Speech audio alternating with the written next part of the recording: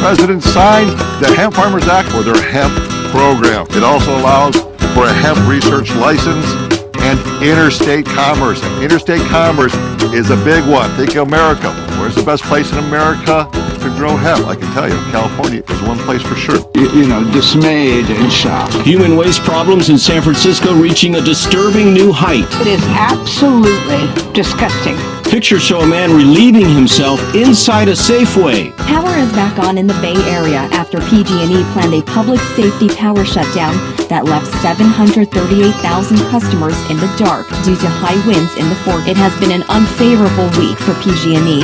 While customers in the North Bay are used to these planned shutoffs, cities in the East and South Bay were not. PG&E only giving about a day for hundreds and thousands of households to prepare for living without power for days. From website crashes to... Of course, the situation to our north in Sonoma County, the Kincaid fire, which erupted over the weekend, now grown to more than 66,000 acres in size, and the containment, sad to say, is actually dropped.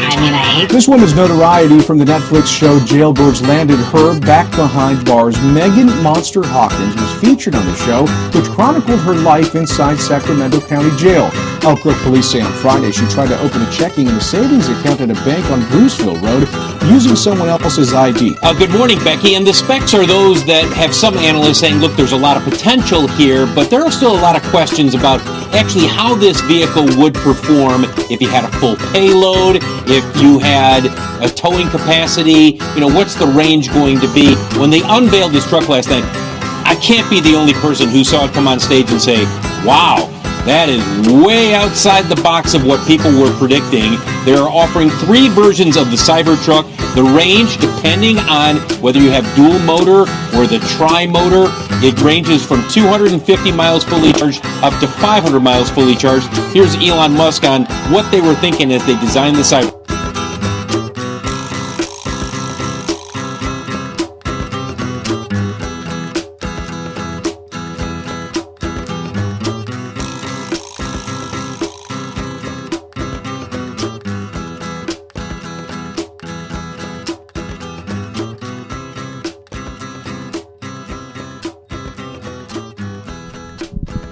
Cyborg jellyfish.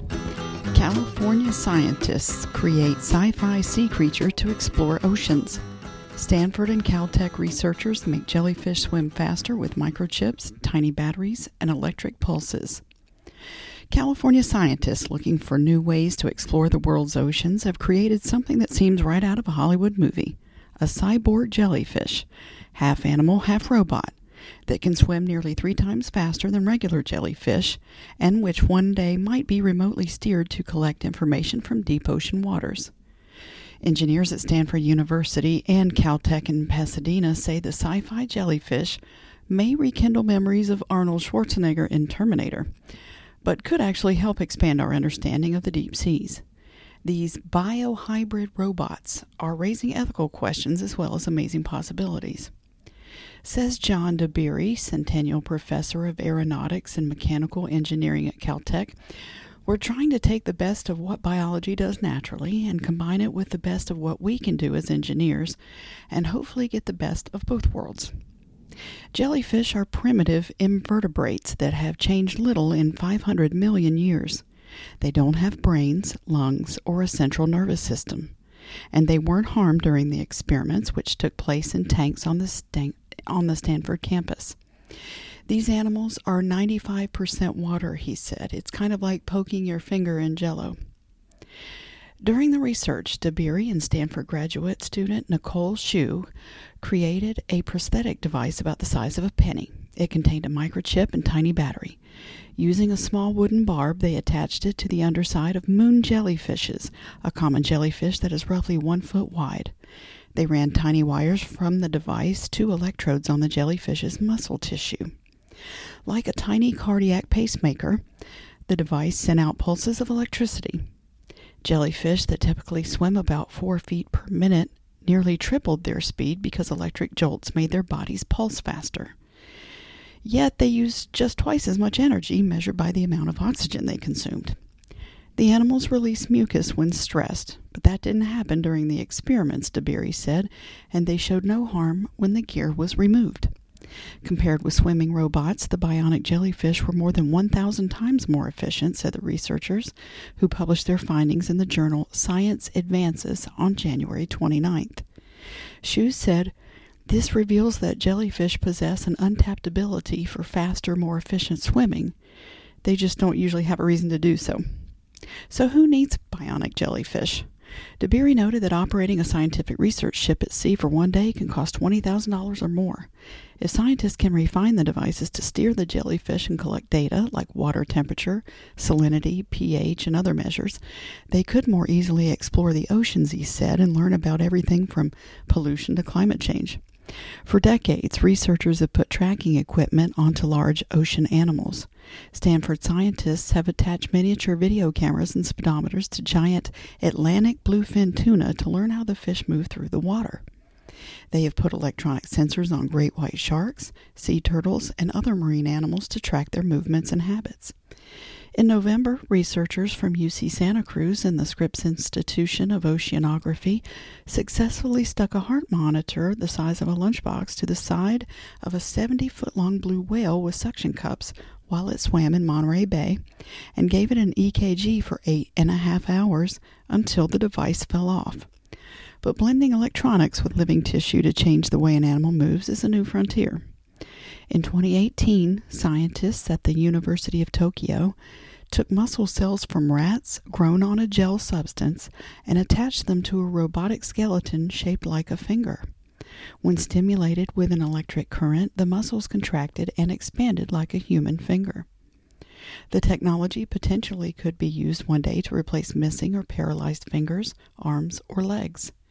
More dramatic, microscopic biological robots could be injected into the human body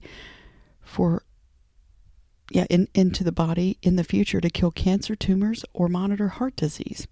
When it comes to the jellyfish experiment, Kakani Katija, the principal engineer at Monterey Bay Aquarium Research Institute, agreed that researchers need more efficient, cheaper ways to explore the oceans.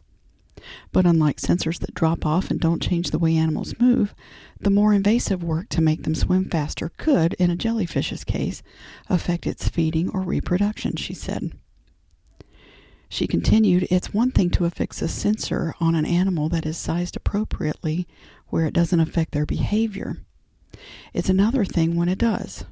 That's the ethical tightrope the research will have to walk as it progresses beyond this early study."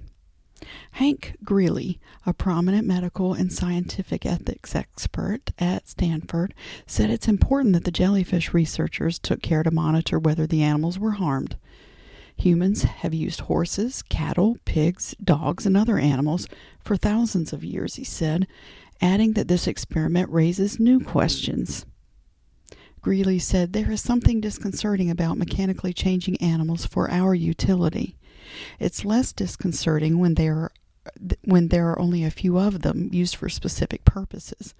It's more disconcerting if we release a self-reproducing set into the wild. Not possible with these mechanical prostheses, but eminently possible with genetic modifications. Is it wrong? Is it right? I don't know, but I am confident we will face these kinds of questions more and more often." Here's where leaders plan to run new Diridon Station tracks through San Jose. The leaders dropped an option of putting a viaduct over Interstate 280. Despite pleas from residents in San Jose's North Willow Glen and Gardner neighborhoods, new tracks set to serve the massive redevelopment of the city's transit hub, Diridon Station, will cut through their neighborhoods, their parks, and even some backyards and garages. Bracing for daily demand at Diridon Station to rival that of the San Francisco International Airport by 2040, San Jose leaders and regional transportation officials have spent the last year gathering public opinions to create a rough blueprint for an overhaul of the station. Although the station's redevelopment will be years in the making, leaders from the invested parties, the City of San Jose, Caltrain, Valley Transportation Authority, and California High-Speed Rail, have begun making critical decisions that will impact San Jose commuters and residents for decades to come. The San Jose City Council has unanimously decided to move ahead with plans to expand the existing rail corridor to the south of the station, which cuts through the city's Gardner and North Willow Glen neighborhoods, rather than pursue the construction of bridge-like structure, known as a viaduct, that would have carried some of the trains over the Interstate 280 and Highway 87 interchange and into the city's Guadalupe, Washington, and Tamian neighborhoods. Representatives from the 4 partnering agencies and their consultants will now develop more detailed plans involving Diridon and the track alignments approaching the station. According to the team's latest research, the anticipated future rail demand would require expanding the existing corridor to south of the station from 2 tracks to up to 4 tracks. The expansion would affect 13 residential properties and 2 commercial properties, diminish the size of Fuller Park in the Gardner neighborhood by at least 30%, and run through a current portion of the San Jose Word of Faith Church adjacent to the park. The tracks will also have to be expanded to the north of the station, but city-owned properties will be affected rather than residential land. Residents in the cities in North Willow Glen and Gardner neighborhood, who have historically borne the brunt of some of the city's largest road and rail projects, spent the last year lobbying the city to pursue the viaduct to minimize the additional destruction to their communities. But city and regional transit officials, as well as residents in the city's Guadalupe, Washington, and Tamian neighborhoods, agreed the viaduct posed more harm for the greater community than expanding the current corridor. Mayor Sam Liccardo and 4 other council members wrote in a memo, "This would consequently sandwich the Gardner neighborhood between 2 rail corridors and detrimentally impact the underserved Guadalupe, Washington, and Tamian neighborhoods. Opting for a viaduct option would also divert already limited resources from quality future mitigations in the existing corridor, such as sound walls." The team of representatives from the 4 agencies found that the viaduct would spread visual and noise impacts over a larger area, pose considerable construction and maintenance challenges, and cost more than twice as much than expanding the rail lines through the existing corridor. So instead of pursuing that option further, the council has asked city staff to work with the other transportation agencies to create a committee of local residents and stakeholders who will help offer feedback and reduce negative impacts during the project developments along the existing corridor. San Jose leaders have also vowed to make sure that safety, noise, and vibration impacts in the surrounding neighborhoods, including Gregory, Gardner, and North Willow Glen, do not get worse by constructing vegetation-covered sound walls along the tracks, adding rubber bearings to the tracks, and redesigning walkways and landscaping in Fuller Park. But some residents still have doubts. Harvey Darnell, vice president of the North Willow Glen Neighborhood Association, said he was concerned that the council members were making promises that they won't be around to ensure are enacted. Darnell said, "This could take 10, 20, 30 years, so I'm disappointed that they didn't keep the viaduct around the neighborhood as an option for later when they really have a better handle on where the funding would come from and they could do a much more in-depth analysis on the real impacts to the neighborhood."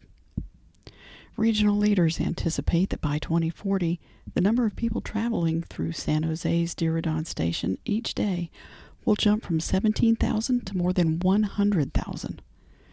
By that time, the station is expected to serve commuters on light rail, Caltrain, Amtrak, the Capitol Corridor, ACE Train, bus lines, BART, and California High-Speed Rail. And adjacent to the massive transit epicenter, 20,000 employees and thousands of new residents from Mountain View-based Google will be bustling in the tech giant's transit village. Redeveloping Diridon Station to accommodate all that demand will be one of the largest public works projects in the city's history, and it may take years before the final station design takes form. So far, the agencies have made 3 broad decisions: expand the tracks along the current corridor, elevate the tracks and platforms at the station, and from Julian to Virginia Streets at least 25 feet above ground, and construct a new station that will span from Santa Clara to San Fernando Street and feature entrances and concourses on both the east and west sides of the streets. Officials, however, are still mostly in the conceptual phase. Councilmember Dev Davis stressed during Tuesday's council meeting that the development was far from complete and the public should have hundreds of opportunities in the coming years to offer their feedback. Davis said, "We're not at the project level yet. We're just talking about using the existing corridor for when Diridon does get redone. There is no timeline for this project. There's no funding for this project. And in fact, there's no project yet. We're literally at moving Legos around." Caltrain and VTA's board of directors will authorize San Jose's decision to drop the viaduct tract option at their meetings on Thursday. The California High-Speed Rail Authority Board will vote on it February 18th. San Jose police release video of suspects in fatal stabbing. Motive and circumstances surrounding October 6th killing remain under investigation. Authorities are asking for the public's help in identifying 3 suspects caught on camera running from the scene of a fatal stabbing in San Jose last October. Footage of the suspects was released Tuesday. Jose Corona, 18, of San Jose, was stabbed at least once during a fight with the suspects on the 1500 block of Alum Rock Avenue on October 6th, according to San Jose police officer Gina T. Porton. He was rushed to a hospital where he died a short time later. The suspects were last seen running westbound on Alum Rock Avenue over the Highway 101 overpass, then northbound on North 27th Street through a fast food restaurant parking lot. T. Porton described the suspects as Latino males in their early teens with an average build. The motive and circumstances surrounding the stabbing remain under investigation. Anyone who recognizes the suspects or has information about the stabbing can contact San Jose Police Detective Sergeant T.J. Lewis or Detective Brian Meeker at 408-277-5283. Peninsula woman sues over alleged beauty scam using endorsements by Oprah, Jessica Alba, Sandra Bullock, Jennifer Aniston. Daly City resident ordered products after seeing mobile ad. Lured by a celebrity endorsement, a Daly City woman says she fell into a free trials scam that saw her credit card fraudulently charged after she ordered a sample of a beauty product online, according to a new lawsuit. The alleged scam is of a type that the Federal Trade Commission and Better Business Bureau have warned the public about, the suit noted. The cosmetics products company that allegedly reeled in Adam is also featured in an online news article that claims that offered beauty items are endorsed by celebrities Oprah Winfrey, Jessica Alba, Sandra Bullock, and Jennifer Aniston. Cindy Adam was browsing social media when she came across an ad for an eyelash product that claimed it was endorsed by Blac Chyna, a celebrity known for her appearances on multiple reality television shows, including Keeping Up with the Kardashians, as well as for various relationships with other celebrities such as Rob Kardashian and the rapper Tyga, the suit said. Chyna has her own brand of adhesive eyelashes, said the suit, which seeks a class action status. The suit filed in Northern California U.S. District Court alleges the advertisement Miss Adam viewed featured a picture of Chyna along with a claim that a free sample could be obtained for a small fee. The product website offered a free sample, saying customers would pay only for shipping and handling. Unlike the ad, the site didn't reference Chyna, but Adam believed the celebrity endorsement was real because she'd seen it on the ad. The endorsement, the suit alleged, was a complete falsehood, as there was no connection between Chyna and the advertised product. The site did not mention paying for the free sample would result in recurring credit card charges, the suit claims. Adam recalls ordering 2 free samples plus a $15 product, and she received an eyelash enhancer, an eyebrow enhancer, a lip plumper, and that according to the suit. The same day of her orders in August 2017, Adam's credit card was charged $4.99, $4.95, and $14.99. But then more charges appeared, and her dispute with her bank led her to believe someone from the company that sold her the products and generated the charges falsely told the bank Adam had agreed to the recurring charges, the suit claims. Adam spoke to a company representative who told her she had agreed at the time of her order to pay all of what she was charged if she kept the samples. The representative refused to issue an immediate refund and instead demanded that Ms. Adams ship the products back before the company would consider issuing one. Ms. Adams understandably did not trust the company, which had just fraudulently charged her credit card without consent, and thus refused this offer. Adam is seeking unspecified damages and a court order barring the company from its owners from their allegedly illegal business practices. LinkedIn CEO Jeff Weiner to step down after 11 years. Weiner will be replaced by Ryan Roslansky on June 1st. LinkedIn Chief Executive CEO Jeff Weiner said Wednesday he will step down from his position at the Business and Professional Services Online Network on June 1st and become the company's executive chairman. Weiner, who has been with Sunnyvale-based LinkedIn since 2008 and its CEO since June 2009, said he was making the move because it was time to make the next play in his career. Weiner made his decision public in a post on LinkedIn. Weiner said, "While I've been thinking about the timing of this transition for some time, over the last year or so, several factors converged that led me to conclude that now is the right time to make this change. My passion for initiatives beyond my day-to-day role as CEO has continued to grow." Weiner said his replacement will be Ryan Roslansky, who is currently LinkedIn Senior Vice President of Product. Weiner originally came to LinkedIn as the company's president 12 years ago. Prior to joining LinkedIn, Weiner had a background in the entertainment industry as he spent 5 years at Warner Brothers and worked on that company's online operations. Weiner then worked on email and search services at Yahoo before he joined LinkedIn. During his tenure as CEO, Weiner oversaw both LinkedIn going public in 2011 and its acquisition by Microsoft for $26.2 billion in 2016. While officially part of Microsoft, LinkedIn has largely operated independently since it was acquired almost 4 years ago. Weiner called being LinkedIn CEO his dream job and said he began talking with Microsoft CEO Satya Nadella last year about laying the groundwork for his next move and picking his successor. Weiner said he intends to still have a role in LinkedIn's future direction. He said, "The opportunity for me to continue to work with Satya and the Microsoft leadership team in pursuit of helping billions of people gain access to economic opportunity adds an extremely exciting dimension to my next play." Retail apocalypse spares robust Bay Area property market. Rents improve and vacancies remain low for Bay Area retail.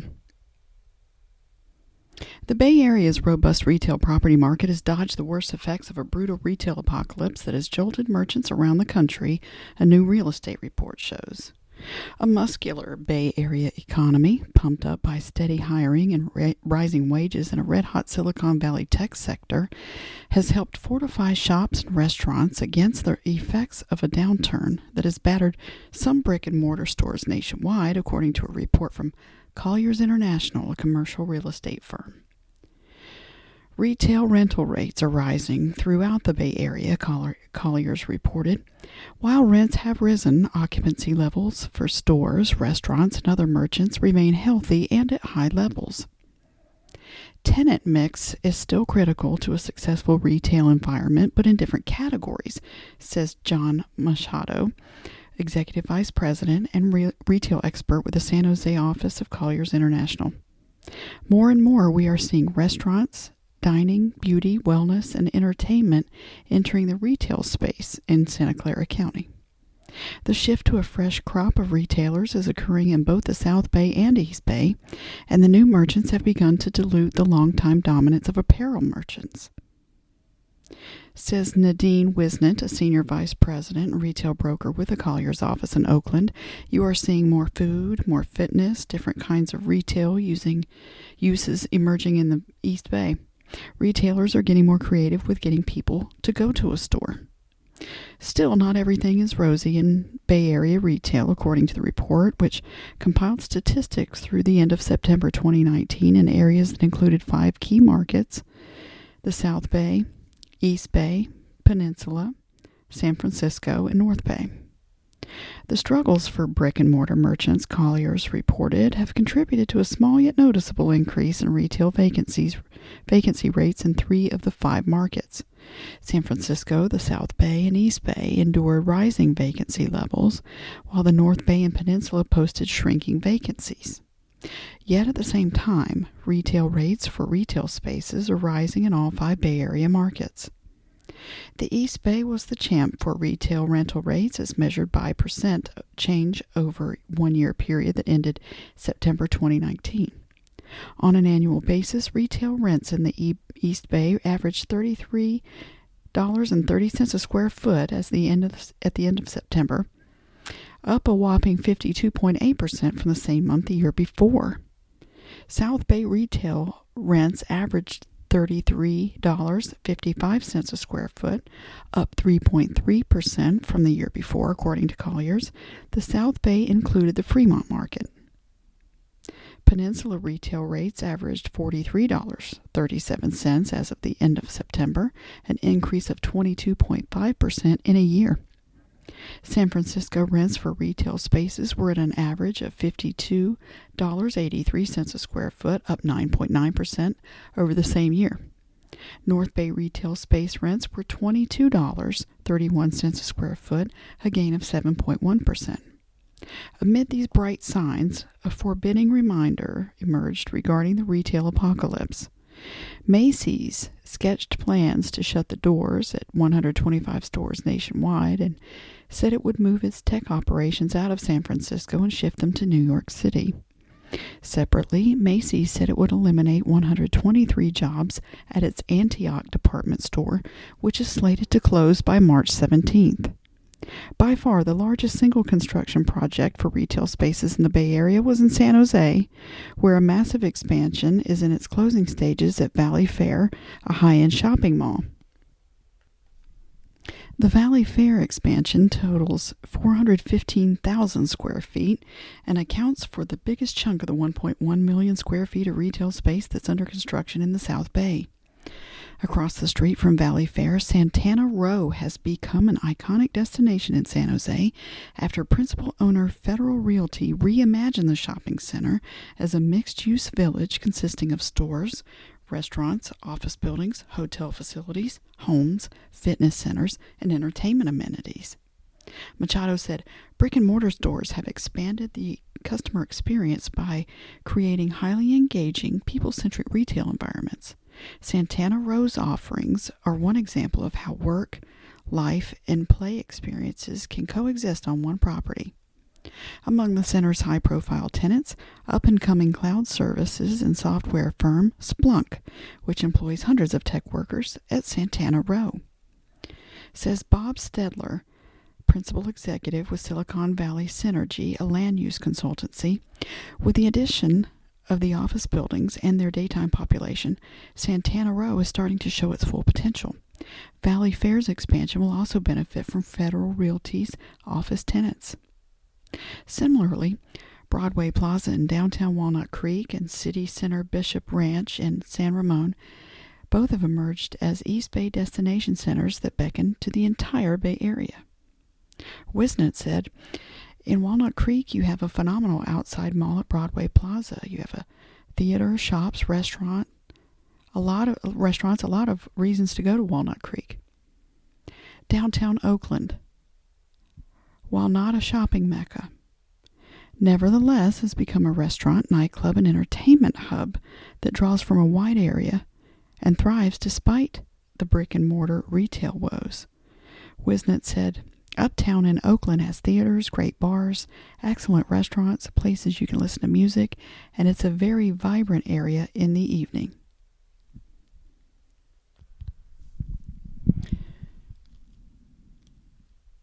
Co-defendant testifies to events that led to alleged kidnapping. Testimony part of fifth day of trafficking, pimping trial.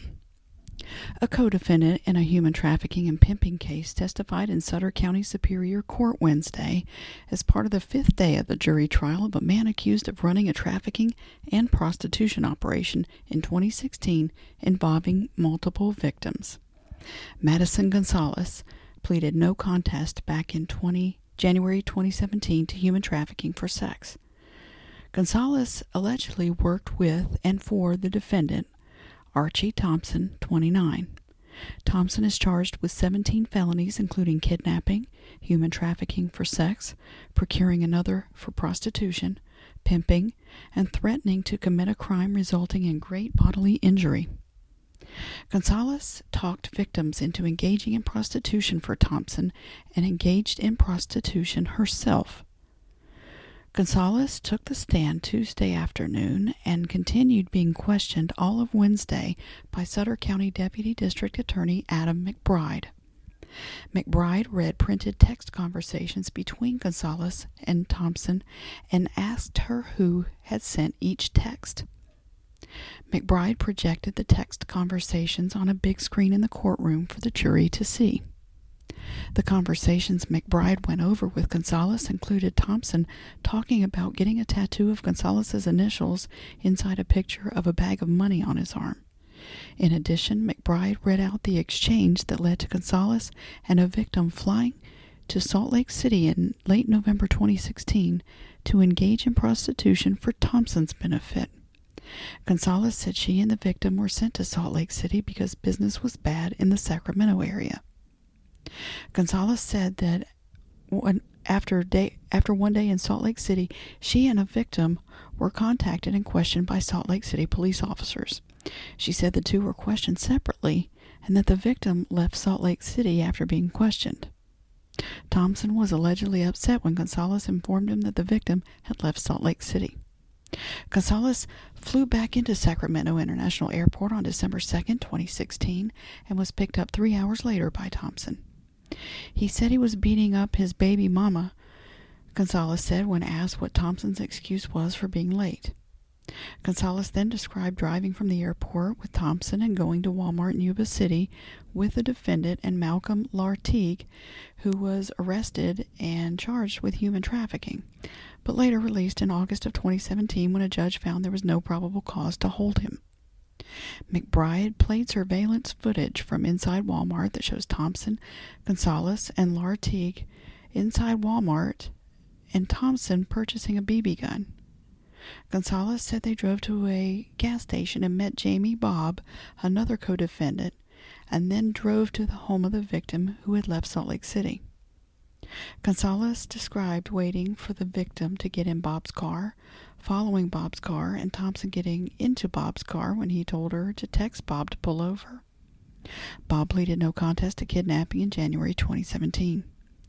The group ended up at a home in Yuba City where Gonzalez said Thompson yelled at the victim and told her she had to go back to work for him as a prostitute to pay him back. At first, the victim refused to go back to work for Thompson. He slapped her on the face, Gonzalez said.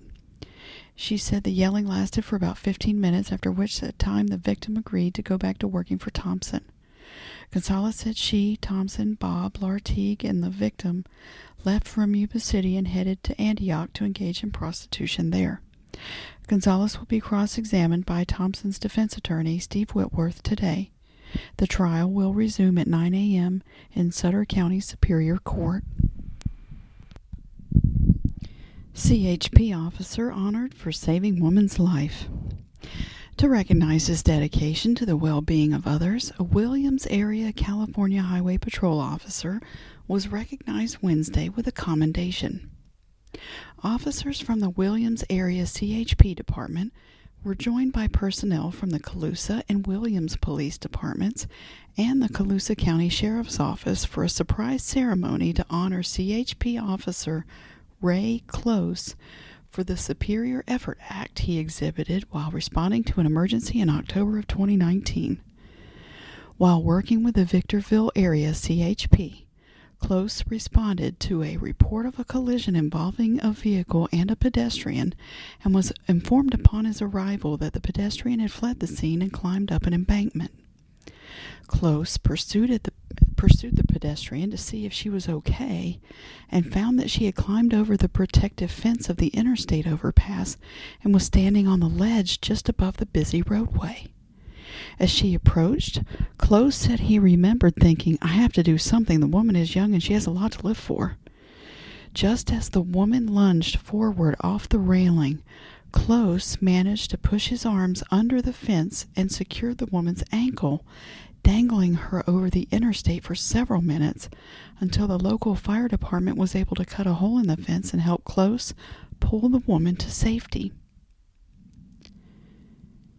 Officer Close, you are to be commended for your efforts and your dedication to the safety of another. Both reflect this department's core tenets of safety, service, and security, read the commendation issued by Warren A. Stanley, the Commissioner for the Department of the California Highway Patrol. Williams Area CHP Lieutenant Doug Ferguson said such commendations are rarely given. He said even if he wasn't an officer, he would have helped out. That's just the type of person he is. Close said he has not spoken to the woman since the incident, but has heard that she is seeking professional help. Close has been with the CHP for 3.5 years and relocated to the Williams Area Department in December. YWA granted $4.5 million for project. The Yuba Water Agency was awarded nearly $4.6 million to help carry out a massive forest management project that will benefit over 5,000 acres in the Yuba River watershed. The Water Agency was one of 17 recipients of CAL FIRE's Forest Health Grants that provide funding for forest land restoration activities. The $46 million worth of grants were made available through California Climate Investments, which is a statewide program that puts billions of cap-and-trade dollars toward achieving the state's climate change goals. Says Randy Fletcher, chair of the Yuba Water Agency Board and Yuba County Supervisor, "This is such great news for our communities at risk of wildfire. This grant will enable us to get significant work done on the ground and much of it on private land to protect our people, our infrastructure, and our water." As part of the Yuba Foothills Healthy Forests Project, federal and private partners will conduct forest management across 5,000 plus acres of public and private forest lands in the foothills in various areas around Dobbins, Challenge, and Brownsville. Some of the actions planned include fuel reduction and thinning, prescribed fire, pest management, reforestation, and biomass utilization. The project will provide benefits for everything from forest health, climate change resilience and catastrophic fire risk reduction, to species composition and improved water yield. It is also expected to benefit hydropower and bioenergy fuels and local jobs, according to the agency. CAL FIRE announced the grant recipients earlier this week. Other local projects that will benefit from the grant awards include the Colusa County Resource Conservation District was awarded $1.8 million for the Upper Little Stony Post Ranch Fire Restoration Project. Through reforestation, biomass removal, pest control, and fuels management, the project will help restore the watershed and forest on private lands and complement adjacent projects within Mendocino National Forest aimed at watershed health and habitat restoration. Another recipient, the Glenn County Resource Conservation District, was awarded nearly $1.4 million for the Mendocino National Forest Fuel Reduction Partnership, the Smoky Project. This project will restore and maintain healthy forests and conserve working forests by implementing fuels reduction, fire reintroduction, treatment of degraded areas, and conservation of forests over 7,000 acres. A total of 636 acres of mechanical thinning will provide for long-term carbon sequestration. Suspect arrested following weekend carjacking and assault. The suspect in an armed carjacking that occurred Sunday evening in Yuba City was arrested Wednesday after being released from the hospital. Vincent Elias Soto Gonzalez, 25, of the 1800 block of Park Circle in Marysville, was arrested at 10:47 a.m. Wednesday on suspicion of attempted kidnapping, carjacking, and assault with a firearm. The incident occurred around 6:30 p.m. Sunday in Yuba City. The Yuba City Police Department was called to the area of Shasta Street and Bridge Street for a report of a possible carjacking. The victim told police that she was driving down the road when Soto Gonzalez, who had reportedly been hiding in the back seat, popped up and pointed a gun at her. The victim was able to escape the vehicle once it came to a stop at a nearby intersection, while the suspect drove away in the vehicle. The victim and Soto Gonzalez reportedly had a relationship in the past, but have since been estranged. Once police knew the suspect's identity, they worked with the Yuba County Sheriff's Office to locate Soto Gonzalez. The Sheriff's Office went to the suspect's known address and located the victim's vehicle. Law enforcement requested the suspect come out of the residence, but Soto Gonzalez didn't comply. The Yuba Sutter Regional SWAT team responded and served a search warrant. Soto Gonzalez was found inside with apparent self-inflicted injuries and was transported to the hospital. The suspect was treated and released on Wednesday before being arrested by the police. Runyon said the suspect did not suffer any injuries in the incident. The suspect was booked into Sutter County Jail with a bail set at $300,000. Delta King among 6 Sacramento County restaurants closed by inspectors in the last week. Well, half the boat passed. The Delta King's Banquet Kitchen and Paddle Wheel Bar were closed after a Sacramento County Environmental Management District inspection turned up evidence of a rodent infestation Tuesday, though the Pilot House restaurant and Delta Bar conditionally passed a separate inspection. An inspector found gnaw marks on bags and containers storing pasta, both of which were voluntarily discarded, plus 25 rodent droppings under the mop sink, dry storage room shelves, and oven. The boat docked on the Sacramento River in Old Sacramento had not yet been re-inspected as of Thursday morning. Roughly 35 more rodent droppings were found in Thai Mango at 7837 Stockton Boulevard, Suite 700, which also had major violations of the county's rules on hot and cold holding temperatures and warewashing sanitizing procedures in its inspection last Thursday. Thai Mango, whose bi-monthly pest control service last came December 2nd, reopened Friday after passing re-inspection. Perhaps the most egregious rodent infestation of the week came at Neighborhood Grocery Store in Alkali Flat, which failed its inspection Tuesday but was back open by Wednesday.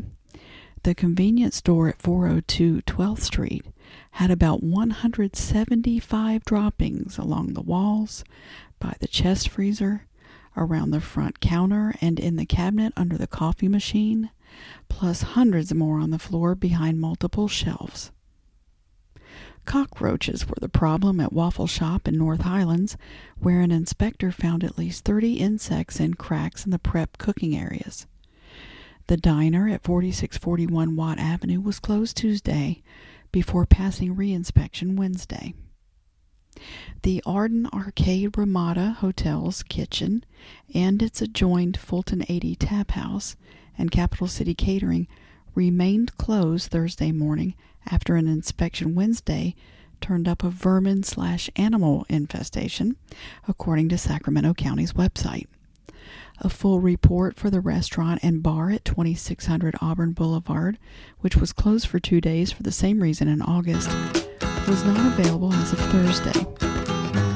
Fall City and Lemon Hill Plaza also failed its inspection Wednesday for a vermin/animal infestation, plus hot and cold holding temperature violations. A full report for the Vietnamese restaurant at 6175 Stockton Boulevard, Suite 210, was not available as of Thursday morning.